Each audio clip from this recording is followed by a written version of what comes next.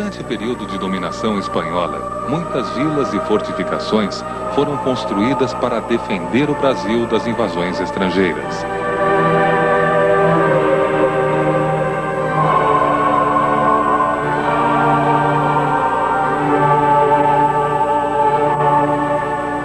Ao longo do litoral, foram surgindo pontos de ocupação: Sergipe, Paraíba, Rio Grande do Norte, Ceará, Piauí e Maranhão.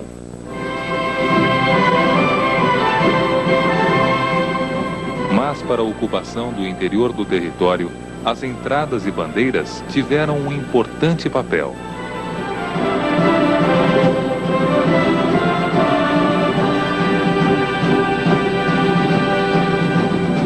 As principais bandeiras partiam de São Paulo, por isso o nome de Terra dos Bandeirantes.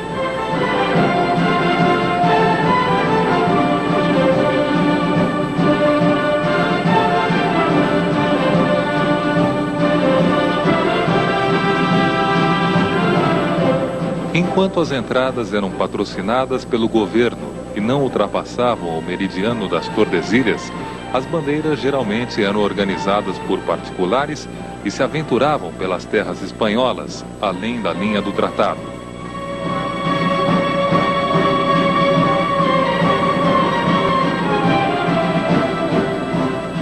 Os bandeirantes saíam à procura de pedras preciosas, ouro e prata, e na captura dos índios, que eram vendidos como escravos. A escravização e a matança dos índios foi um dos fatos mais tristes e negativos da ação dos bandeirantes. Muitos bandeirantes são aclamados até hoje, como Raposo Tavares, Borba Gato, Fernão Dias Paz e Bartolomeu Bueno da Silva, o Anhanguera.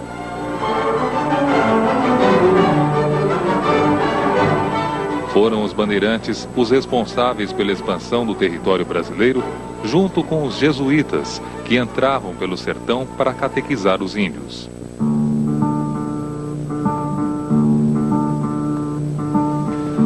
Em 1750, o paulista Alexandre de Gusmão negocia o Tratado de Madrid com Portugal, que dizia que todas as terras habitadas por brasileiros a oeste do meridiano de Tordesilhas pertenceriam a Portugal.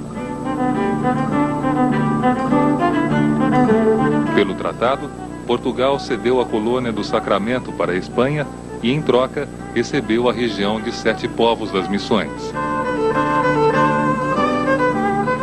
Porém, isso causou descontentamento entre os índios guaranis que aí viviam, pois eles tinham medo dos bandeirantes portugueses. E após muitas guerras entre brancos e índios, o Tratado de Madrid foi anulado por Portugal e Espanha.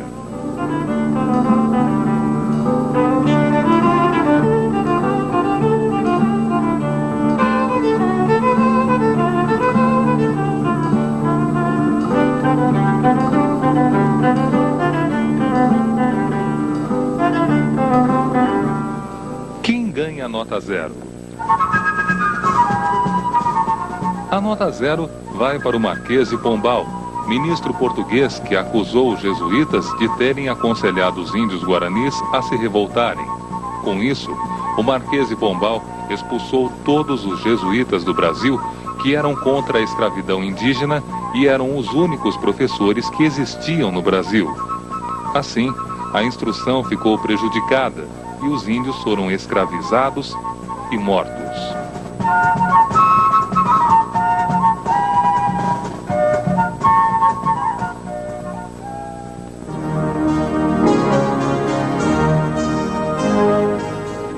O atual desenho do território brasileiro foi praticamente determinado em 1801, com o Tratado de Badajoz, que fixava os 7 povos das Missões para Portugal e a colônia de Sacramento para a Espanha. É interessante lembrar uma das consequências de todos esses acontecimentos entre brancos, índios e negros: a formação do povo brasileiro.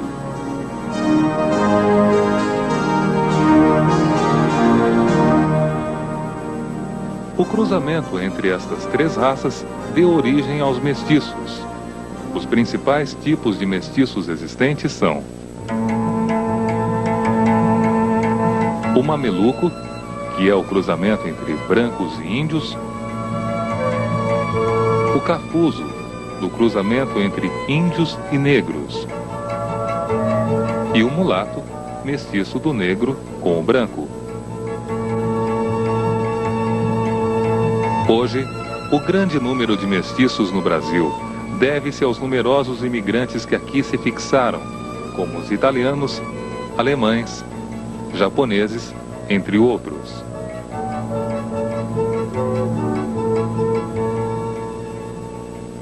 Voltemos à nossa máquina do tempo.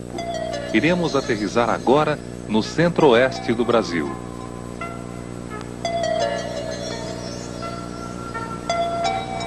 Em 1702, os bandeirantes descobrem a primeira jazida de ouro. Isso fez com que muita gente se deslocasse para Minas Gerais, onde o ouro e as pedras preciosas apareciam em abundância.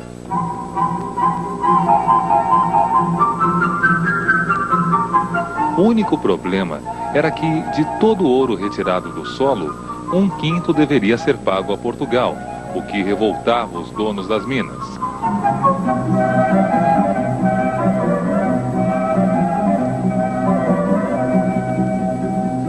Mas o sonho durou apenas alguns anos. Em 1750, a produção de ouro começou a diminuir. Então, o governo português, ao invés de cobrar o 1/5, passou a cobrar uma taxa anual de 100 arrobas, o equivalente a 1,5 kg de ouro. Quem não podia pagar tinha os bens confiscados, e a esse confisco chamamos de derrama.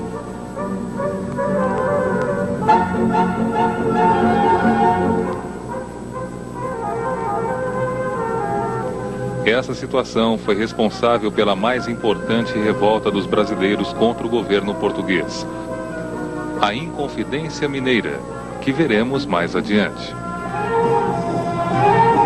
Mas outras revoltas também marcaram essa época.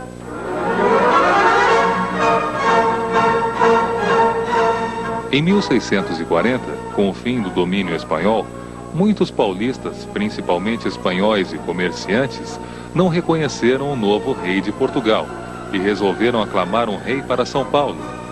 O escolhido foi Amador Bueno, um rico fazendeiro que recusou o cargo, apesar do povo tentar obrigá-lo a aceitar. Ameaçado, refugiou-se no mosteiro de São Bento em 1641.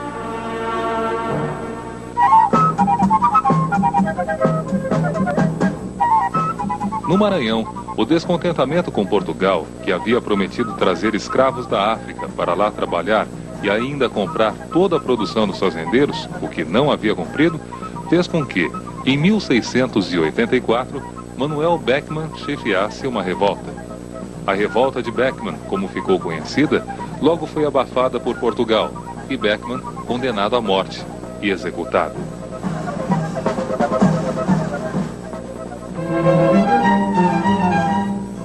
Como os paulistas não queriam que as minas descobertas por eles fossem exploradas por portugueses ou forasteiros, os chamados emboabas, essa rivalidade resultou numa guerra. A vitória acabou ficando com os emboabas, em 1709.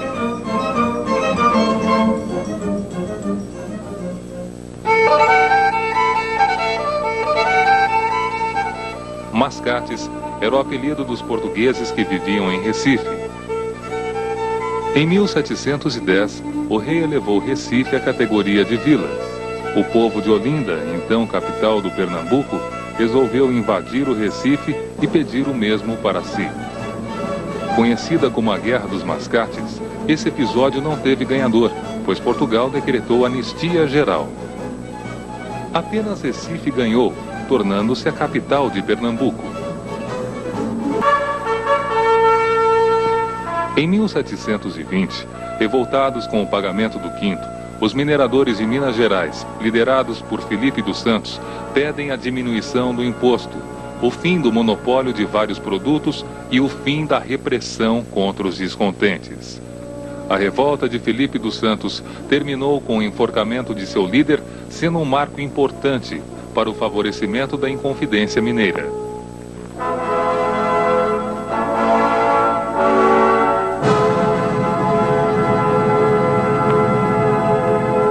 O ciclo da mineração, ou ciclo do ouro, durou 100 anos. Esse foi um período muito importante, pois diversas cidades e vilas foram aparecendo como as cidades na região de Ouro Preto. Estas cidades cresceram e, junto com elas, o comércio interno, com a venda de produtos trazidos de outras regiões, como gado e alimentos, para serem comercializados no centro do país. Mais imigrantes portugueses vieram ao Brasil, com a possibilidade de enriquecimento. E em 1763, a capital do país foi deslocada da Bahia para o Rio de Janeiro. De lá, se embarcava ouro para fora do país e se recebiam mercadorias vindas da Europa.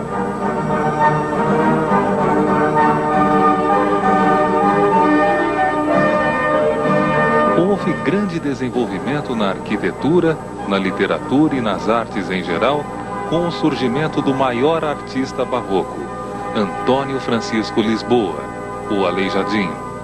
Usando a pedra-sabão, Aleijadinho deixou diversas obras até hoje vistas nas igrejas de Minas Gerais.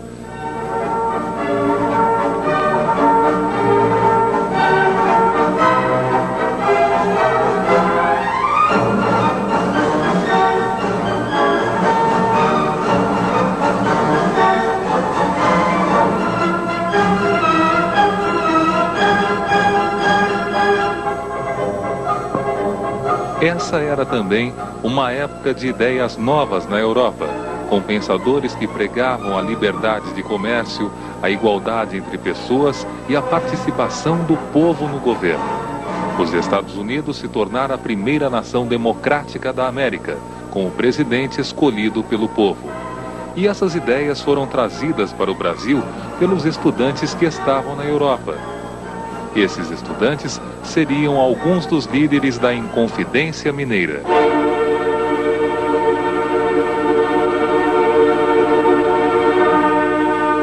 De um modo geral, havia muito descontentamento com Portugal, nossa metrópole. A exploração da economia do Brasil, os impostos, a derrama e as torturas das tropas portuguesas na população em busca de ouro fez com que surgisse o primeiro movimento para a independência do Brasil. A Inconfidência Mineira, no ano de 1789, na cidade de Vila Rica, hoje Ouro Preto.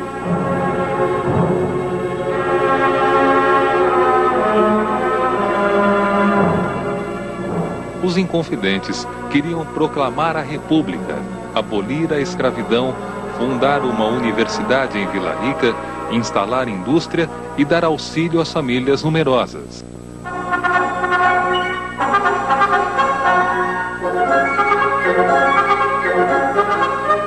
Um grupo de revoltosos, formado por poetas, padres, estudantes e militares, tinha um plano para executar no dia em que fosse decretada a derrama.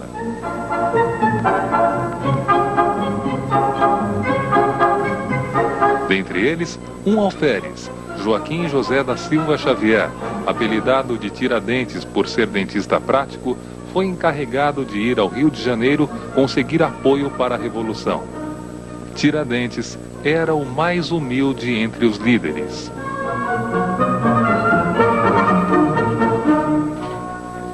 Tudo ia bem, até que um dos companheiros da revolta, o coronel Joaquim Silvério dos Reis, traiu a todos, entregando o plano ao governador, que suspendeu a derrama e mandou prender os conspiradores.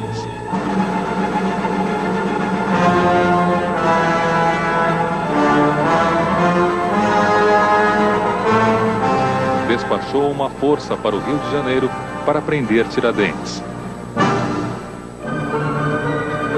Foram 2 anos de processo, com torturas e privações aos presos. Alguns já negavam ter participado do movimento. Apenas Tiradentes assumiu toda a responsabilidade, sendo assim o único condenado à forca.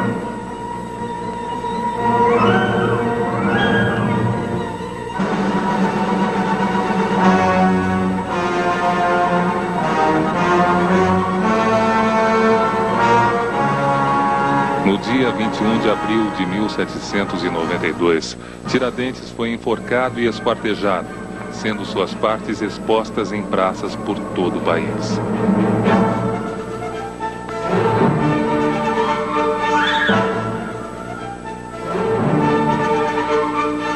Dez anos mais tarde, uma nova revolta é sufocada pelos portugueses antes mesmo de começar.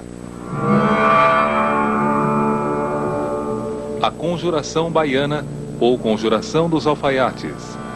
Seus líderes, pessoas humildes, eram 2 alfaiates e 2 soldados, e todos os envolvidos eram escravos ou mulatos de condição modesta. Não é preciso dizer que os 4 líderes foram enforcados e esquartejados.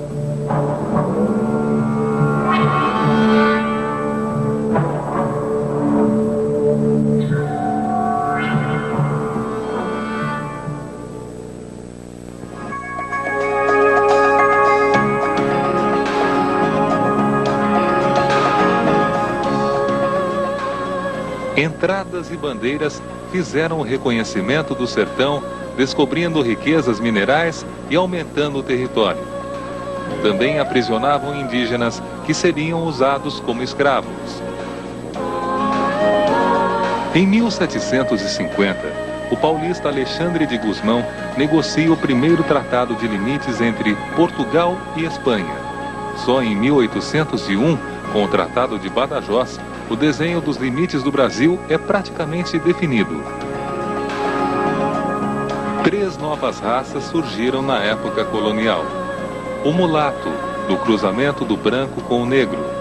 O mameluco, da mistura do branco com o índio. E o cafuso, do índio com o negro. A derrama foi criada para confiscar os bens daqueles que não podiam pagar as 100 arrobas por ano a Portugal. As principais revoltas do período. 1640, Aclamação de Amador Bueno. 1684, a Revolta de Beckman. 1708, 1709, Guerra dos Emboabas. 1710, Guerra dos Mascates. 1720, a Revolta de Felipe dos Santos. Em 1789, a mais importante delas, a Inconfidência Mineira. E em 1798, a Conjuração Baiana ou Revolta dos Alfaiates.